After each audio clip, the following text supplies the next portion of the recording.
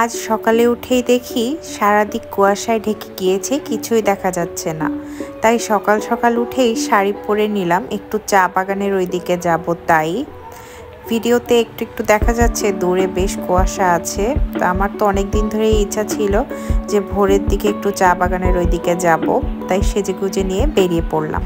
এই জায়গাটা সচরাচর মানুষ অত একটা চেনেও না, তাই এখানে যেতে আমার অনেক ভালো লাগে। যাওয়ার পথে এই মাঠটা পড়লো, এখানে ছোট বাচ্চারা ক্রিকেট খেলছিল। আর এই পাহাড়ি ছোট্ট লাল ফুলগুলা দেখতে এত ভালো লাগছিল, তাই একটু ভিডিও করে নিলাম। পাহাড়ের গায়ে যে কত অসংখ্য সুন্দর সুন্দর কালারের ফুল ফুটে থাকে সেটা দেখলেই আমার অবাক লাগে।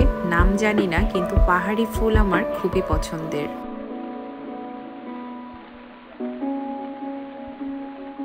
আমি শাড়ি পরে গিয়েছিলাম, কারণ ছিল একটু ছবি তুলবো আর এই ভিডিও করে আপনাদের সাথে শেয়ার করব। বিশ্বাস করুন, এই সকালটা আপনি যেরকম দেখছেন তার থেকে অনেক অনেক অনেকাংশে সুন্দর ছিল। মোবাইলের ক্যামেরাতে এই সৌন্দর্য কখনোই ধরা দেবে না।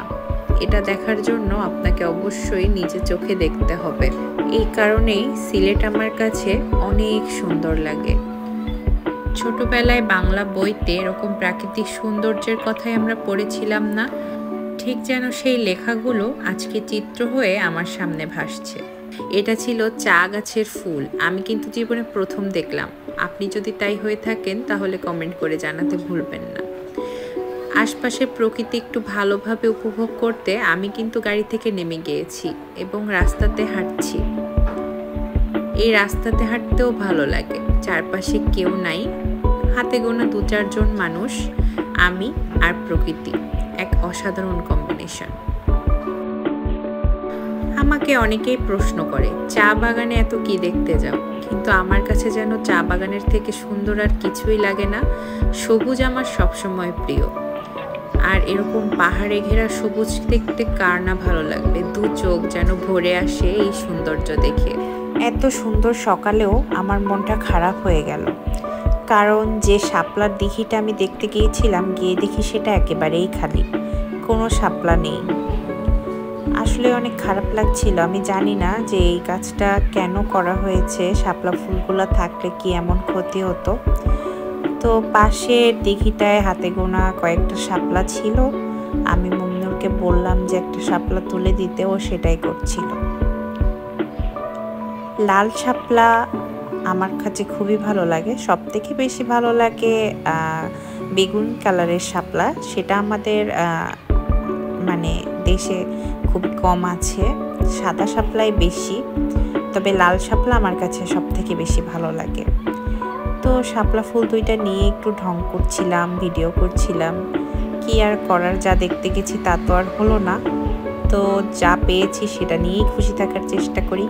আচ্ছা, আজকের ভিডিওটা অসম্পূর্ণ থেকে যাবে কি করলে বলুন তো? যদি আমি আজকে খিচুড়ি না খেয়ে বাসায় যাই।